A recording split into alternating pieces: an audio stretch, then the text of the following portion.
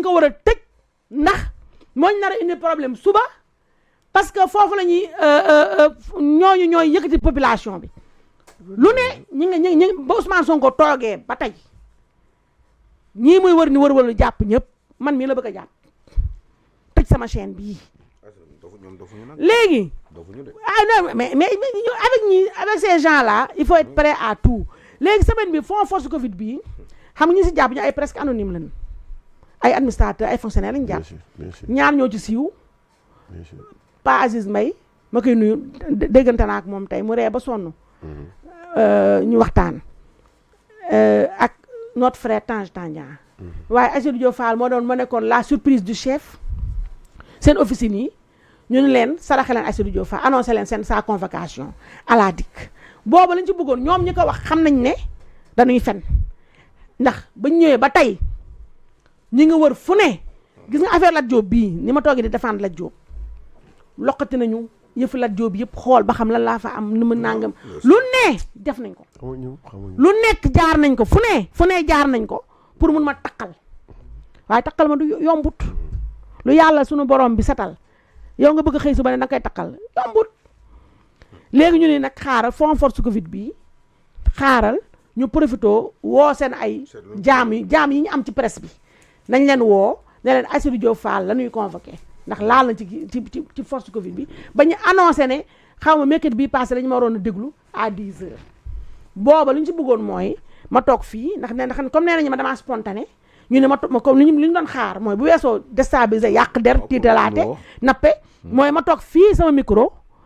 daa dafa wax dara dérapé ñu mu profité jël ma yóbbu kañ laa ci décidé wax mooy ba ma sama yaay ba ma sukk jur pour te dire que ñii àq ñuy gàddu sama yaay ba ma sukk jur ba ma woowee ne ma damaa bëgg nga wax ma dëgg yow dañ laa convoqué dik force Covid bi da nga cee am waaw wala déet dañ laa convoqué dik ou pas ma ne ko ndey ndax sama yaay ndey la tudd ma ne ko ndey ma ne ko xanaa yow xàmmetoo doom bi nga jur ma ne ko man mën nga imaginer ñu ni la man dinaa laale ci dara lu gi man ma koy xam naa ko waaye damaa tiit ndax tey ñii ni ñu koy waxee ñëpp maa ngi toog seetaan naa diw sax mu def télé ba annoncé ba naan ay montant 300 millions xaw ma la nàngam ma ne ko ndey man maa la wax xaw ma ban nag de mais ci fond force Covid bii ak ci affaire xaalis Aïssatou Diop Fall moo sàcc wala moo dil amut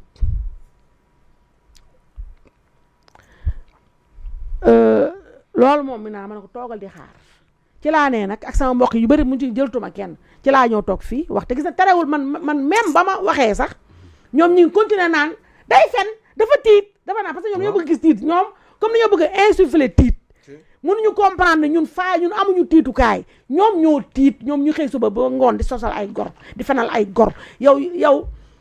yàlla suñu borom jox na la nguur ngay tiit di kon ne di sosal ay nit c'est-à-dire yow boo béggulee ci nguur gi la yàlla jox dootoo bégg ba ilaa yow mi diin yow yaa xëy suba di sosal ay gor di tuumaal ay gor yow yaa tiit yow yaa ragal ñun tiituñu ñun ragaluñu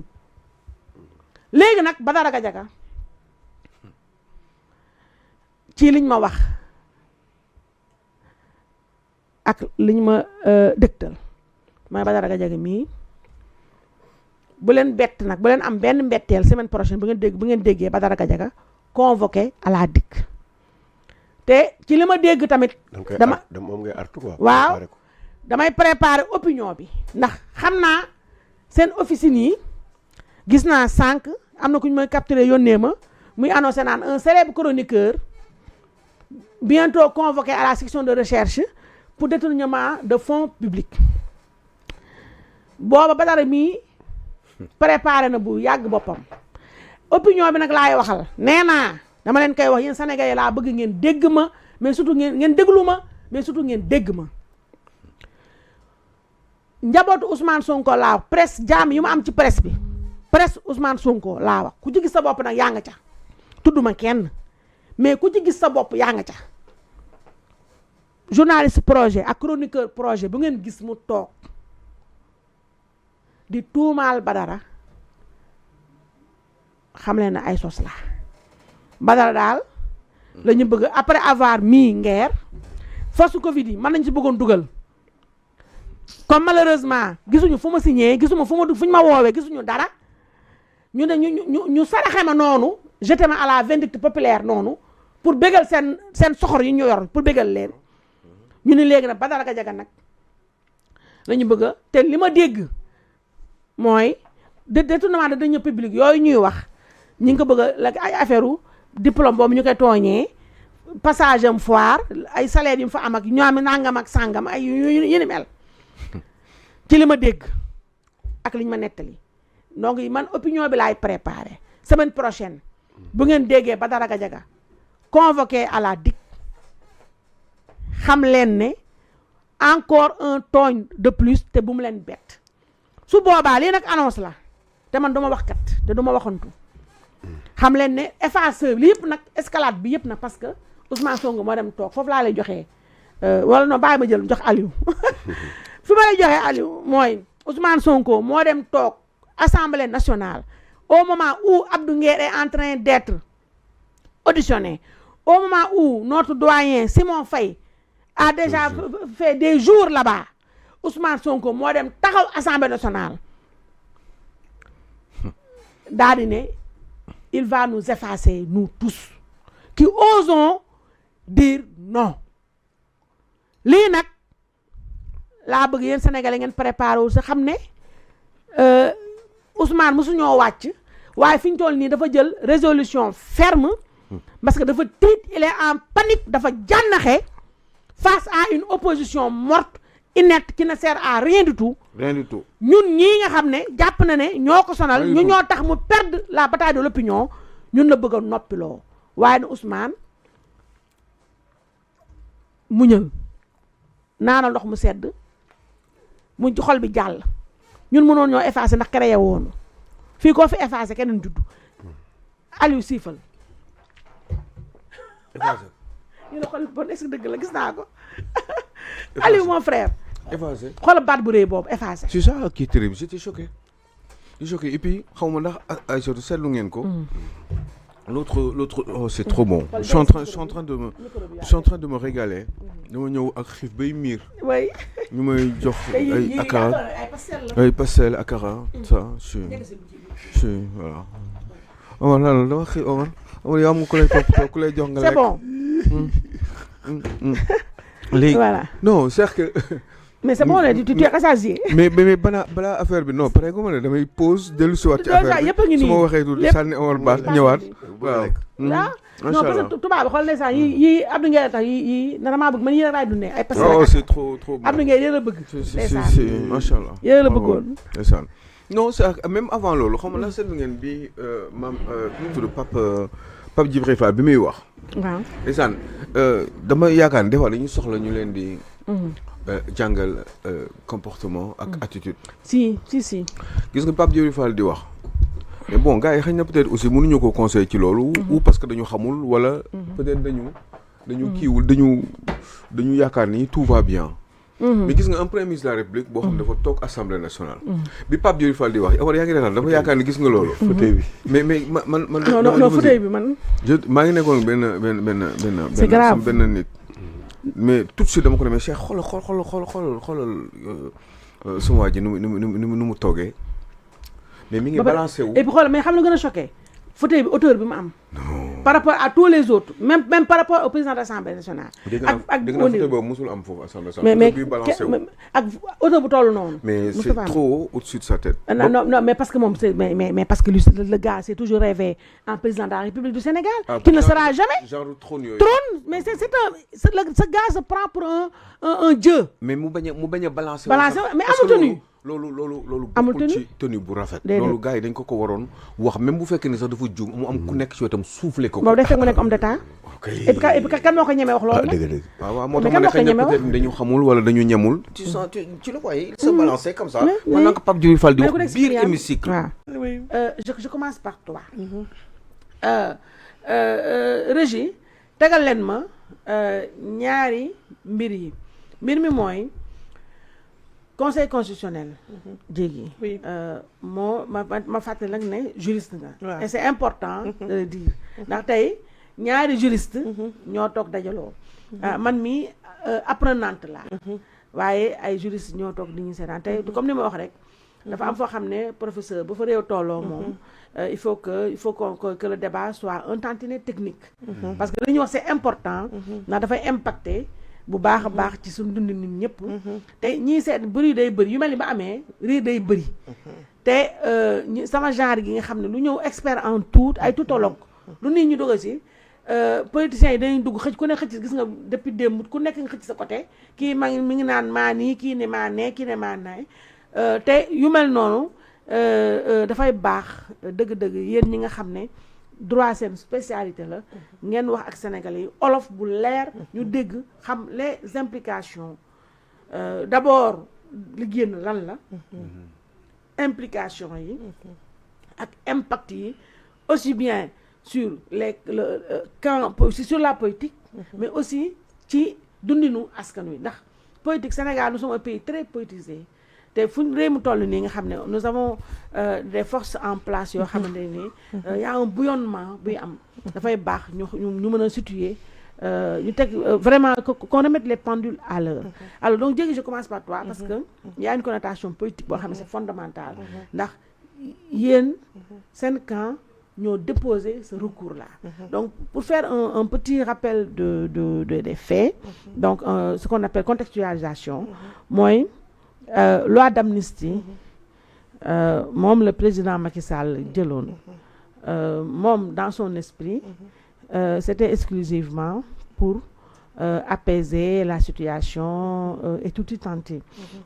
waaye loi d'amnistie boobu moom moo permettre ba Ousmane Sonko Bassirou Diomaye Faye ñu génn prison waaye ñu génnaale tamit ak képp koo xam ne ci loolu nga duggee woon prison.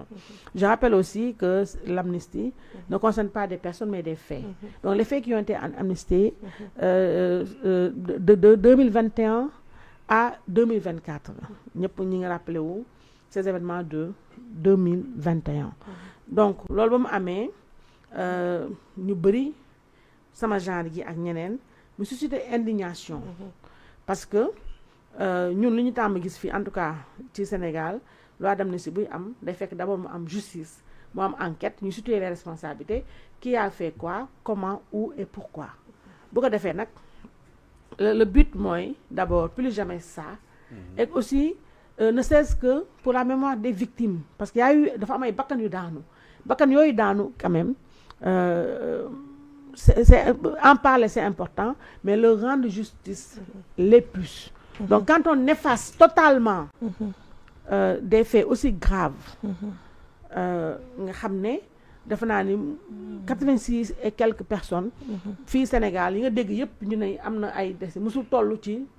chiffre boobu y a pas eu seulement que des morts mais y a eu énormément de casses ay édifices publics privés énormément de choses Auchan ay grandes surfaces ñu am ay casses yoo xam ne professeur ay dommages irréparables je parle même pas du traumatisme que beaucoup ont subi donc lu mel noonu boo xëyee suba rek ñu ni on efface tout on recommence il y a un sentiment d'indignation généralisée te pour la première fois en tout cas li ma wax tout le temps loi de criminalisation de l'homosexualité mais surtout ak cette loi l'abrogation de cette loi d'amnistie mooy loo xam ne dafa cristalliser l'attention nationale mu am tamit benn consensus bu ci am national c'est-à-dire tout le monde semble en tout cas être d'accord avec son abrogation totale donc ñii mooy gouvernement actuel régime actuel ba ñuy doog a ñëw ñoom dañ ne ils n'ont jamais été même si ils en ont bénéficié mais ils ne sont pas demandeurs ils avaient promis aussi que bu ñu ñëwee ils feront tout pour que pour abroger cette loi d'amnistie et que évidemment constituer les responsabilités ñu wax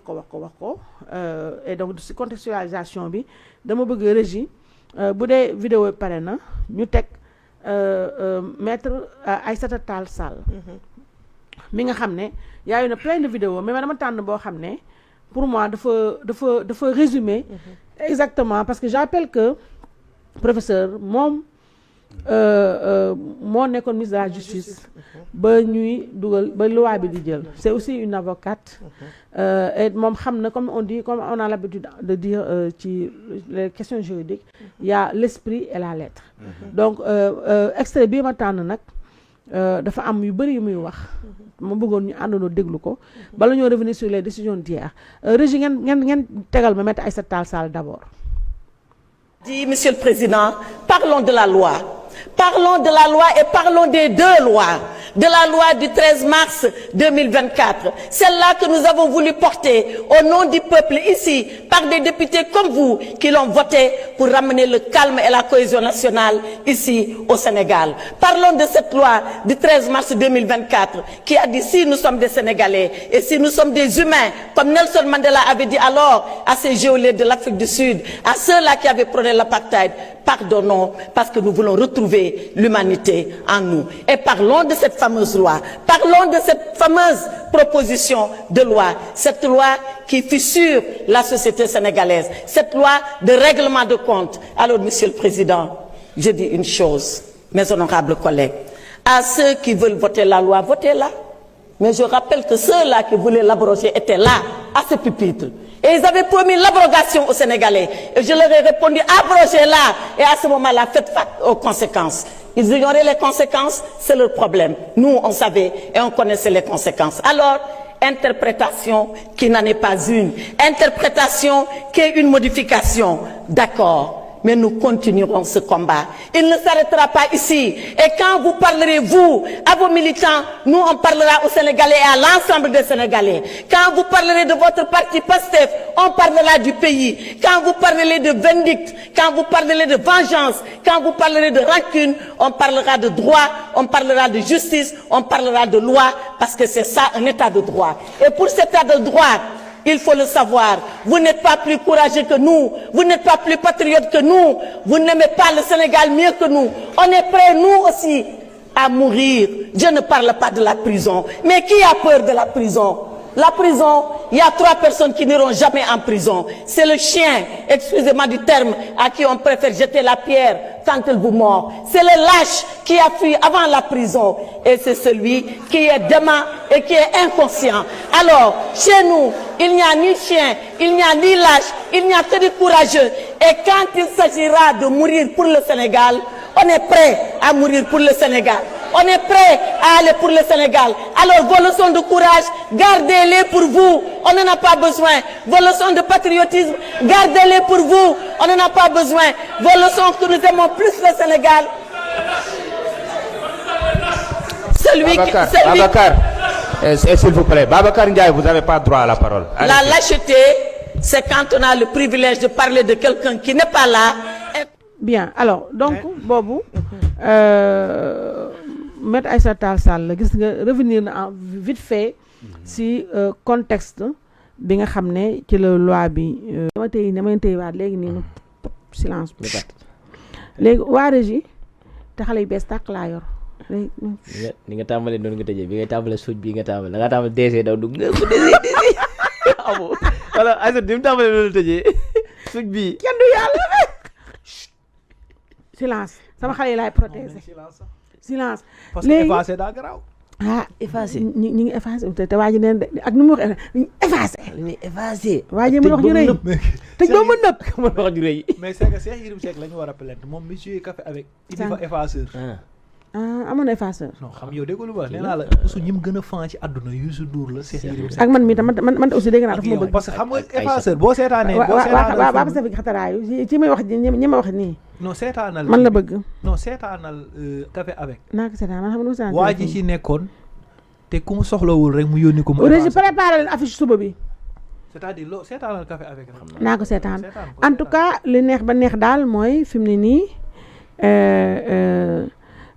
Abdou Nguer mii suba la ñuy xam nag dëgg-dëgg ndax effaceur bi da koy effacé da koy jéem a effacé ou pas ñun daal suñu justice réew Régie waa kay suñu justice réew wóolu nañ leen waaw magistrat yi moom boobu ba léegi macha allah sànq sax gis naa mais damay bàyyi ba suba ma revenir parce que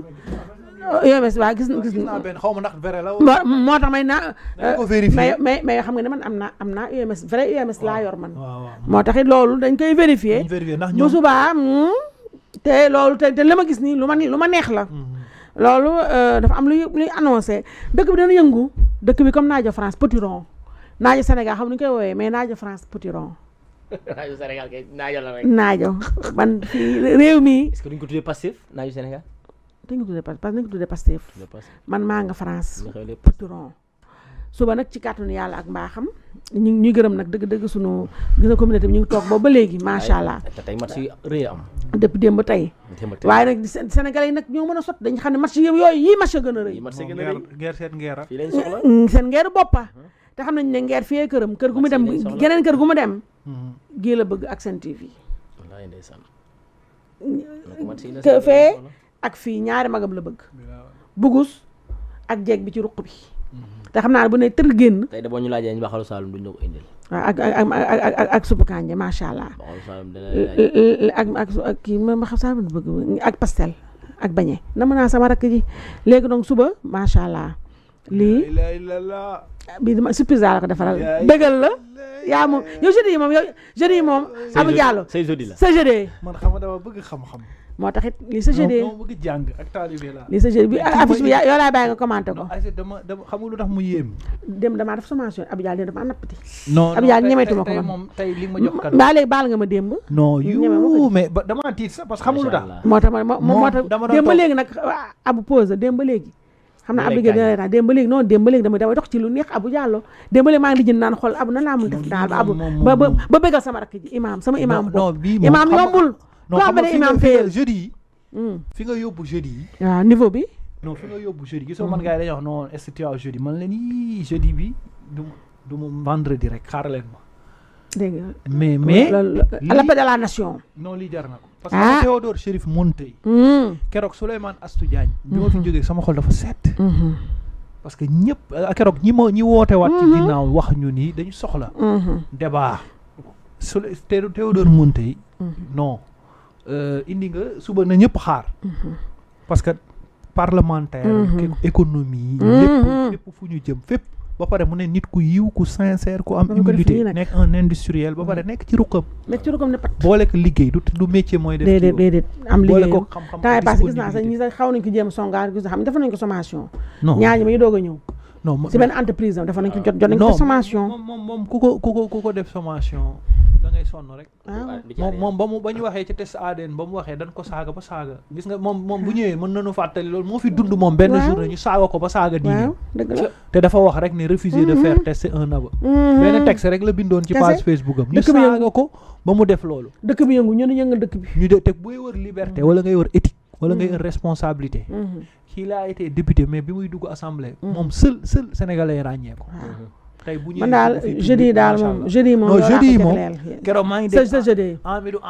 Amidou Dem keroog mu may message waaw Amidou tamit dinañ ko lijjanti parce que période bi il faut que ñu soxla ñi nga xam ne ay Amidou Dem bi c'est que ma la ma métti mooy ñii seetaan duñ dagg moom lu ñu war a dagg nañ ma daggal yi yóbbanteel moo ko Amidou Dem bala ma kaa woo mais yow nag Amidou yow Abou jeudi yow yaa war a lijjanti xam nga man nit ñi dañ may ragal man yii ndaak ma ndaak sama coordonnatrice bi dinaa jox ndaak mooy gérer lii man nit ñi dañ maa ragal sama image baaxul xam nga dëgg bu mag nga nag waaw mais malheureusement parce que ñoo yàq sama image daal ne juutalisé j'ai une image juutalisée donc comme j'ai une image juutalisée looloo tax dëgg-dëgg sant yàlla ba nga xamante ne yàlla sunu borom bi du tëj buntu. ay surtout image bi lay nëbbatoo maanaam. waaw dañ ma daa xam ne fi mu toll nii. man dañu saccagé sama image. daa xam ne fi mu toll nii ñi gën a soxla image maanaam xat gi nii gi mu war a xat loolu lay wàññi nii xat di jox ndaag. man sama image lañu saccagé. waaw man dañu saccagé sama image ba nga xam ne ku ma woo da ngay daw da ngay tiit dafa ne. ndax tellement dañu ma def benn sorcière moo tax sant yàlla ba ma yàlla nàkkale alaaj dudu ko leel mu baax mi indil ma maag duudu jeudi yi parce que duudu xam nga journaliste bu mag la comme yow waaw def kii jeudi yi ñoom dañ ko bëgg réserver muy jeudi cours magistral xam-xam. Doudou bu ñëwee samedi def cours magistral. xam nga Doudou peut-être moom bu ñëwee synthèse journalistique. voilà waaw affaire yeeg yooyu. mais kii moom jeudi yi moom. jeudi ah xam nga technique dama lañu. wax li ma ko soxla mooy pour ci recherche bi. waaw xam nga parfois dinañu xelal. waaw Doudou loolu fort na ci kàngam yi Doudou comme ni muy ñëw saan indi la waaw. ndaaga ci wër ci kàngam yi. Doudou parce moom que fii dañoo moom bëgg jeudi bu ne ñu dérouler tapis rouge. waaw indi benn professeur. ñoo toog ancien parlementaire benn technique expert waaw technique benn jeune leader nag boo jeune leader boo xam ne nii tegu na ci yoon opposant collaborateur et puis nekk di raga jeeru pour su woo opposant buy def mitigé mi déedéet doo ak fi ku ñëw toog ak opposant agent commercial agent commercial di ñëw di jaay duñ ko agent médiateur bëgg non def noonu opposition collabo ak dialogueur non ak dialogueur ak opposant peace bët bët calcul non ñu bëgg intellectuel honnête pas intellectuel ak malhonnête ñun dañuy xeex ñun dañuy combat économiste ñun négocier wu nu non ñun su ñu wàcc ci table négocier ñu yaay ñun suñu logique lii la ñun suñu logique lii la ñun dañuy xeex ñun ku xeexul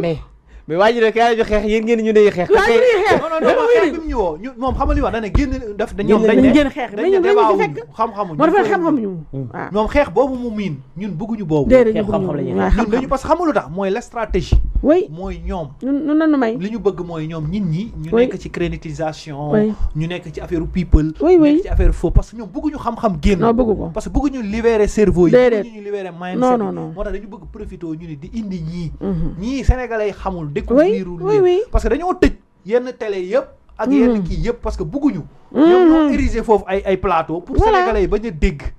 bañ a am lu leer moo tax loolu la ñuy ibbi fii donc ñu ngi ci woo ñëpp lu mu bëggal réewam qui sait loolu c'était une parenthèse beneen bi moo doon effacé mais encore beneen njuumte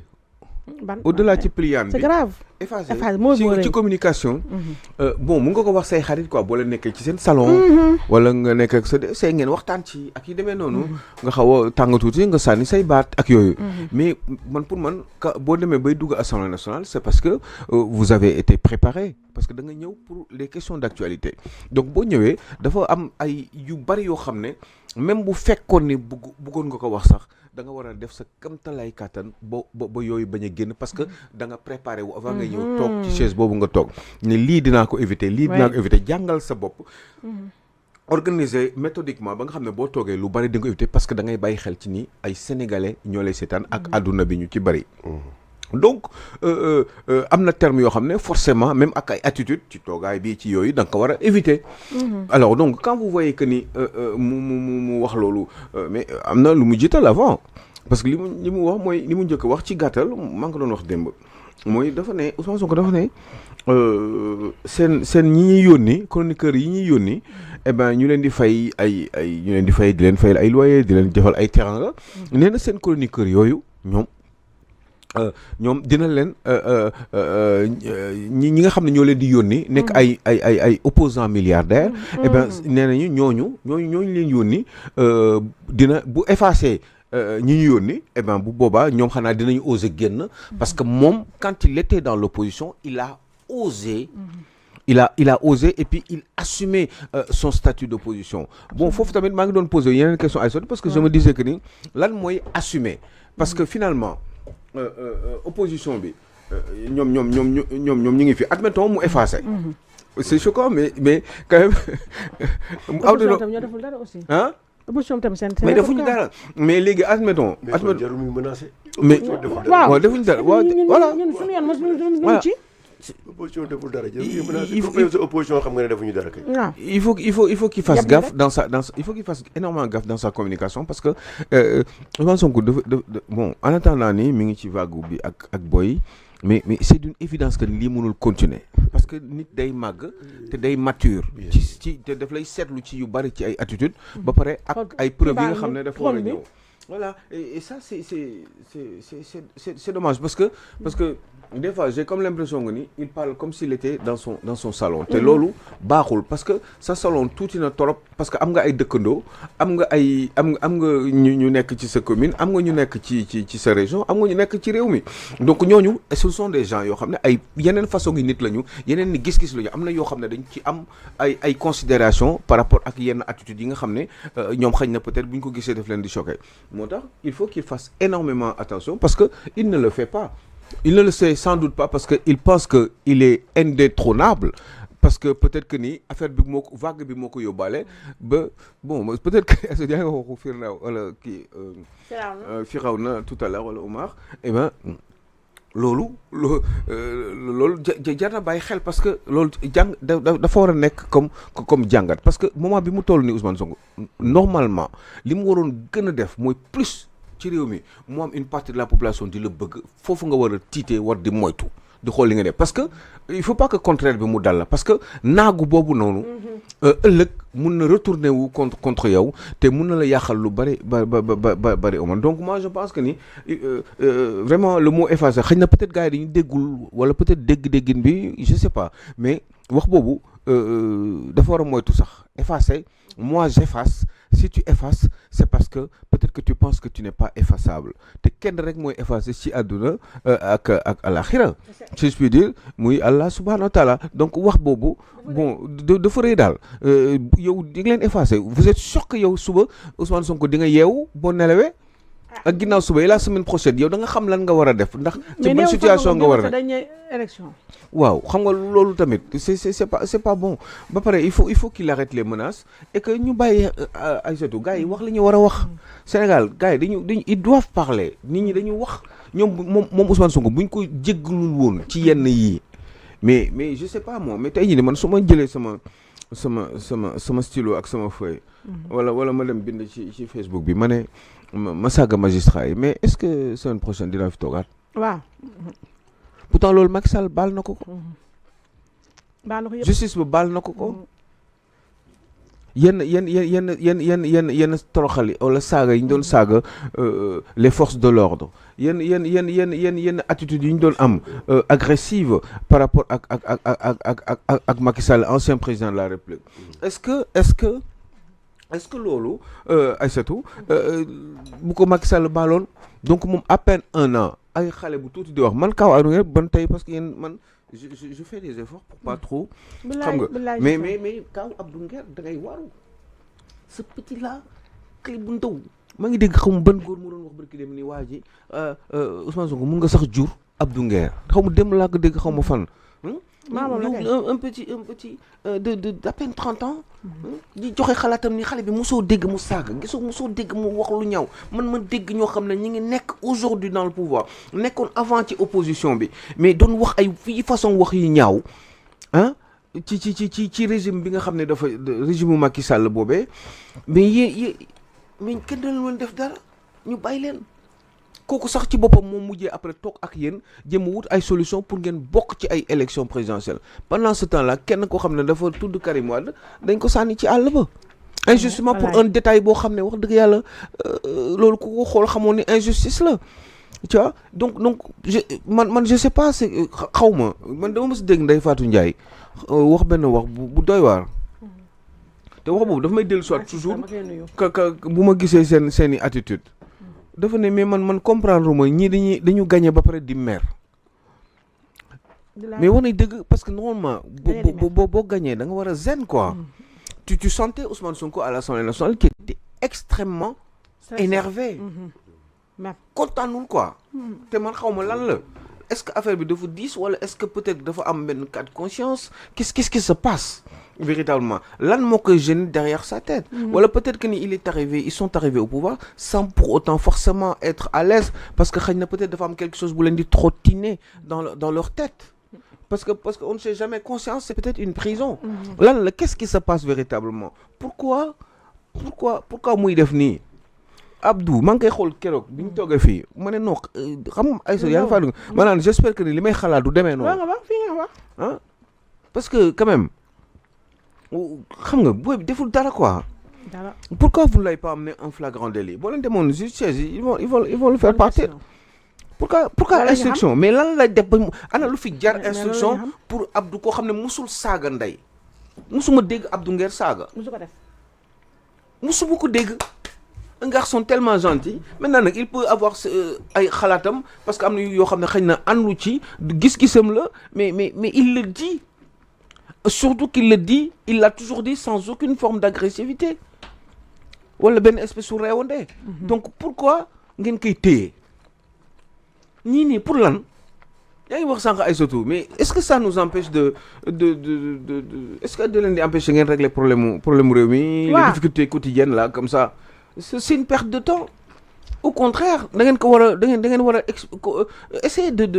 mais jëm leen ko sax convaincre. bu leen neexee jëm leen ko convaincre. ne ko non fii ak fii da nga jum mbir mi nii la demee. qu'est-ce qui se cache derrière ba au point que qui soit aussi gênant. moom Abdou. c'est pas beau dafa rafetul quoi même sax ci dundina àdduna nii. c'est pas gentil. rafetul naay sul quoi. xam nga di ko mel ni kuy fayante. alors tu vois moi je vous dis une chose hein Aïssatou. bon léegi man je pense que ni bon enfin j'ai envie de dire que les Sénégalais sont tous pareils. Oui. Ils sont en fait j'ai comme l'impression que la majorité des Sénégalais parce que quand même ñoom li ñu doon wax ci régime Macky Sall yow loolu la ñuy wax tey Aïssatou. Donc est-ce que on n'est pas habité par une certaine malédiction. waaw malédiction méchanceté en nous qui nous habite. nga xam ne nit bu la wax mais man Aïssatou bu mu waxee loo xam ne dëgg la. mais man damay am gàcce damay rus. d'accord. mais man du ma énervé lu may def kay mooy nu may def ba corriger affaire bi à la limite sax xam nga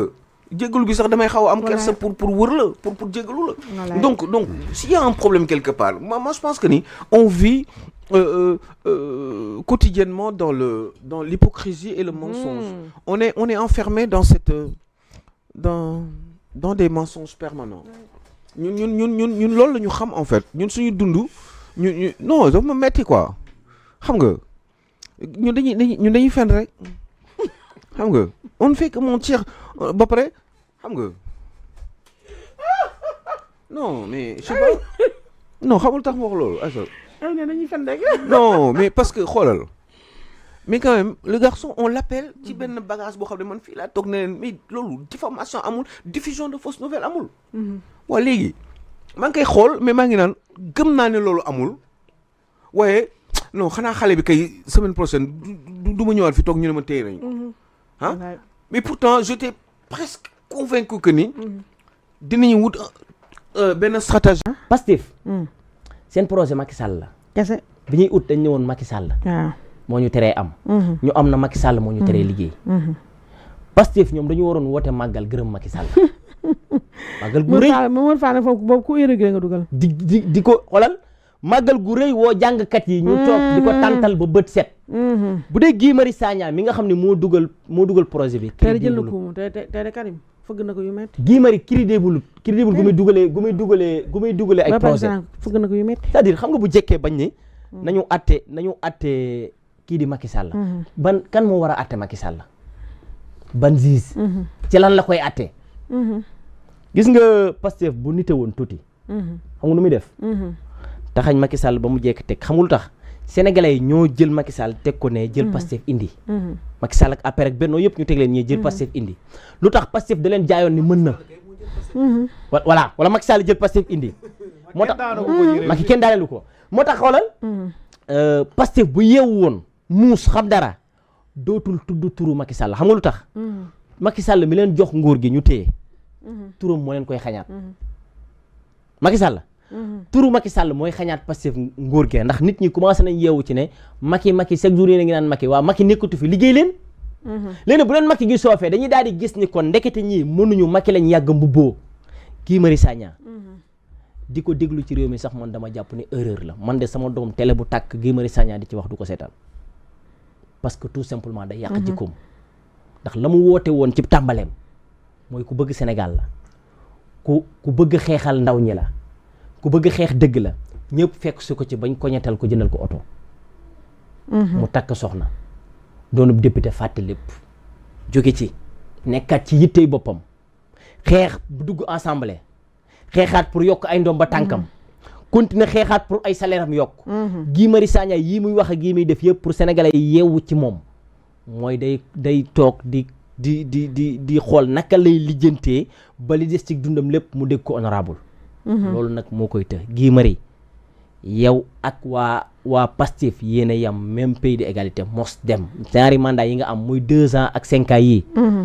gëm naa ne du la dalaat ndax da nga naxoon sénégalais yi ci sa facette bi nga am muy que ne da ngay xeex dëgg da ngay xeexal sénégalais yi nit ku jub nga nit ku ñeme dëgg nga ku taxaw nga bi ñu dajalee lépp li ngay def leen rek la wane mooy ku bëgg postu nga waaye politique nga ku bëgg am alal nga kuy wut loo am nga sa bopp la ñor du leneen bu dee xeex dëgg rek Abdou Karim Xurum Xaq gëm naa ni moom nit kuy xeex dëgg la dañ la yebal nga roy ci moom bi mu àndee ci yéen la nekkoon nekk ci seen biir waaye ba mu demee ba yëg ni ci li ngeen ko woowoon mu ñëw ak li ngeen ko jox du benn dafa arrière na sénégalais yi nañ ma baal rëyul sénégalais yi nañ ma baal daat ne damaa war a xeex nag ba tëdd ñu ne ko lu tax mu ne am nañu ñàkk seen bakkan baatu Abdou Karim boobu wallahi lancim daf ma sokkee non man dafa rëy ci man mu ne sénégalais yi nañ ma baal Xurum Xaq ñu ne ko lu tax mu ne am nañu ñàkk seen bakkan te man bokk naa ci ñi doon discours gëmloo leen waa ji tax ñu génn xeex ba faatu daal ne tant que maa ngi xalaat loolu amatuma droit toog sama kër damaa war a xeex ba lu bon lay jóg fi damaa war a xeex ba changement am ñu indi fi lu baax continuer di fàttaliku suñu doom yooyu génn àdduna te ndekete ci liñ génne woon àdduna lépp bokk na ci suñuy wax ak di leen gëmloo waa ji kon Guy Marius Sagna bu ñu lay wax dañ lay wax ni Sénégal bu amee benn seetu nitu dëgg Abdou Karim Xurum Xaq la ak ñoom Abou Diallo ñoom Abou Ngel et cetera waaye sa jëmm ji moom bu dee jigéen Aïssatou Diop Fall ak ñu mel ni moom waaye sa jëmm ji moom sérieusement man su may wut su ma doon wër nit ku dëggu ñu joxoñ ma la dama naan damay wër nit kuy fen dama fay bàyyi nit kuy dëggu dem wëri nit kuy fen waaye loolu laa gëm yow mun na sel naa ne bàyyi chaque fois ba émission bi di jeex buy daane lay selu nga loolu xam nga yow moom yow moom Ameen Njaay ma ca Bamba moo lay wan ndongo daara waaw ndongo seen yeew man dama jaaxal émission ëpp na ma doole émission booy bi béy di boobu booy ndongo daara yi waaw dañ taxaw de Ameen Njaay c'est trop gis nga na Ameen Njaay def ca mbaam ja waaw ba lijjanti boo tey mu taxaw ci kanamu pay bi waaw moo lay wan ni ko nekk daara yi mooy loolu moytu leen mais xam nga affaire Guy Aïssatou lan lay bu jàng gàtt rek émission bi jeex na mooy xam nga Guy c'est un politicien yàgg nga ko wax nag yow Guy nax na nit ñi te musul nekk société civile musul nekk activiste gauche mauvaise gauche boobu may wax gauche négative boobu gauche bu perte boobu fa la bokk te pourtant bi muy ñëw di bokk ci politique nit ñi yëpp dañ doon wax naan société civile activiste nangam te pourtant boobu militant la waaw militant la Papoy Mia Guissé mii parti ba mu nekk muy yoonu askan wi te Madiaye Mbodj nekk fa Mia Guissé magam Djibril Guissé moo ñu indil Guy Marius Sagna Djibril Guissé Pape Djibril Guissé ñu koy wax PDG yoroon entreprise am fii ñu nekk fa moo ñu indil Guy Marius Sagna siège rado ñu toog Guy Marius Sagna jóge fa ci affaire animateur case de tout petit coow yooyu la boole woon ak li ñu leen boo te liggéey bi mu dugg foofu sax damay laaj noonu fa duggee parce que âge yi jotoon na bokk ci gouvernement avant âge yi di xar ñaar xam-xam politique xam-xam politique ak xam-xam nu ñuy wax désinformation ak manipulation champion la ci bi muy sol lii ak benn dàll carax ak ma ne leen da leen di nax lii mooy vrai gauche nga def sol lan ay dàll carax yooyu claquette noonu def kii beeg affaire yooyu nii di joxe l'impression d'une personne bu amul dara da leen di nax loolu c'est la gauche dañ lay wan ni mauvaise gauche bi bokk dañ leen wan ni yorunu buggunu dara nekkuñu ci lenn fekk lu ci ne indirectement ci ginnaaw am na lu ci nekk lu lay dundal il a été politicien politique na ba taxaw dugg ci panafricanisme bi jël seen place politique na ba ñëw Pastef jël fa seen place politikaat na ba def 2 mandats desaat CEDEAO am 2 mandats CEDEAO waaw c'est-à-dire politique na liggéeykat yi seen coow politique na ci affaire bañ ko waree dàq ne dañ ko demal liggéeyi mu bañ demal liggéeyi mu bañ Barthélémy Dias fexe na ba jël ko forcé ko indi ko ci biir mais Barthélémy Dias injustice lay dund dégg ngeen ci Guy Marius Sagna musul prononcé wu non Barthélémy Dias ñemeetu ko prononcé wu te Bart nekk na employeur am jël ko indi ko teg ko ci cabinet musul porter combat boobu te bu fi may wax ak yow nii Bart mu ngi dund injustice ville de Dakar mandat am la ñu foqati niñ defoon Ousmane Sonko ba tax mu xeexal ko noonu lañ def Barthélémy Dias sur le plan politique mais déggoo Guy Marius Sagna mais kii dafa juum xam nga nag coup politique bi moo tax ma ne opposition bi bu ñu tudd fond force Covid parce que loolu Macky Sall moo ko santaane woon Cour des comptes di ci def liggéeyam police di ci def liggéey bu mucc ayib police seen enquête ak seen kii ñoom ñooy utiliser politique bi ñi ngi ci bëgg a wax yóbbu ko seeni officine def ko débat mais police defu ci communication police weerul kenn genre ñi enquête weeruñu kenn waa dig weeruñu kenn ñu ngi ci seen liggéey normalement ñu ngi liggéey seen liggéey mais ñoom bi ñu pertee combat assemblée bi meetingu assemblée nationale bi boycott bi réussir yónni nañu ay député porteur de dialogue ak porteur pour ñu néewal yàq boycott bi ñoom Tafsir bi ñu demee ça n'a pas marché jàllul ku intellectuel yi ñu yónni ñu naan boycott politique boycott bi dafa réussir surprise génie Pape Djibril bi réussir Ousmane Sonko dem assemblée nationale def communication boo xam ni communication bi baaxul communication bi ñëpp a ngi koy critiquer ni mu defee communication bi affaire bi flop dara normalu fa le lendemain Guy Marius Sagna bëgg ci sexal loolu daf ko sànni moom moo la gën a xam ni li muy wax Ousmane Sonko wax na ko ci livre solution nee na haute trahison amul fu ñu ko mën a toppee prévoiruñ ko ci suñuy texte moom xam na ko mais xam nga lu mu bëggoon mooy indiwaat débat bi ci assemblée nationale ci Macky Sall te politique yi buñ ko ci pour wan la ni dafa bëgg bu ñu yeewalee coow lii bu fond force Covid bi jàllul gii mooy defaat plateau yi parce que bu leen fàtte ni ñoom dañu am seeni officine am seeni plateau am seen lépp suñu paree rek dañuy dérouler pour l'instant bu l'opposition laal gis nga Moustapha Ba bi ma wax démb gis naa Moustapha Ba ñëpp demaat seeti ko l'affaire fond force Covid déglu leen Moustapha Ba